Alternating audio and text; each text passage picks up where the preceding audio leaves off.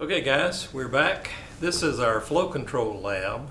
So to start with, let's run our supply line as before. Okay, we got the supply line coming off of the filter regulator lubricator. We'll go into the pressure port, or the number 1 port of our directional control valve. And then I've already installed the inline flow control valve here in line that's going to go to the cylinder. And if you see on the flow control valve there's an arrow. It's actually a double-ended arrow. The big arrowhead indicates the free flow direction. The small arrow indicates the metered flow direction. So I'm going to be metering from my left to, or if I turn this way, my left to my right. So I'm going to run this from one of the cylinder ports of the directional valve, and I'm going to go into the port of the cylinder here. Have that right here so I can adjust it. Then I'll take the other line and run from the other cylinder port into the other side of the cylinder. Okay, good.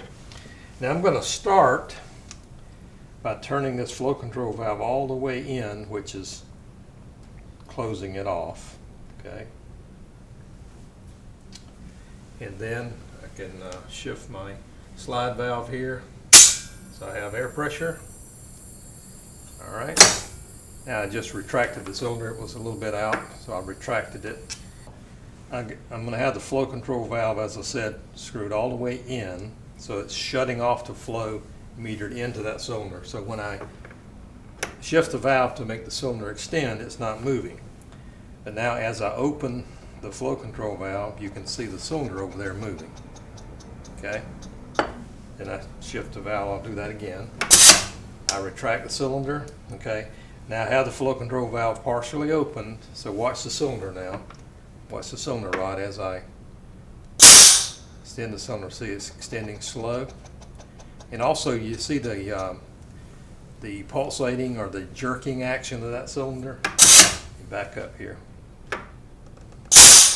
Watch the cylinder start to jerk. Okay, that's characteristic of meter in flow control on a pneumatic system. So generally we don't do meter in on pneumatic systems.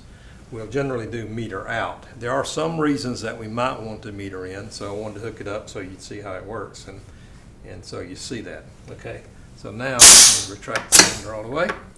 Okay, now I'm going to close off my air supply once again, because remember, we don't want to be taking any of these lines loose with the air supply on. And also it's a good idea, if you've been using a directional valve, shift it a couple times and make sure all the air pressure is out of there before you start making any changes. Now the only change I'm going to make here is I'm going to turn this flow control valve around so that now I'm going to be metering out. See, right now I'm metering in as the cylinder extends. I'm going to be metering out as the cylinder retracts. So I'm just going to turn the flow control valve around.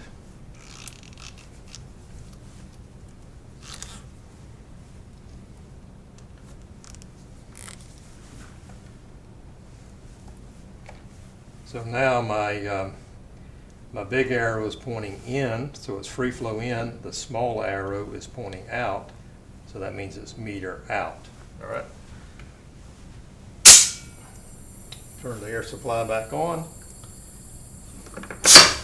Okay, extended the cylinder. Extend this really fast because we're free flow in. And now to retract the cylinder, I've got it shut all the way off, so if I open it up, now you can see the rod start to retract there, right? So I've got it going. Let's say that's the speed I want it to go. Okay, so now extend it. It extends fast because we're free flow in, right? Now we're going to be metering out as it retracts. Notice that the cylinder rod retracts slowly. And it's not jumping. Okay, I'm going to see that again. Okay, so we extend the cylinder and it goes fast because we're metering in. Now, let's watch the cylinder rod as it retracts slowly. So I'm metering out as that cylinder retracts. And notice it's going really smooth, because when you're metering out of air, of an air cylinder, you get a better, smoother action than when you meter in.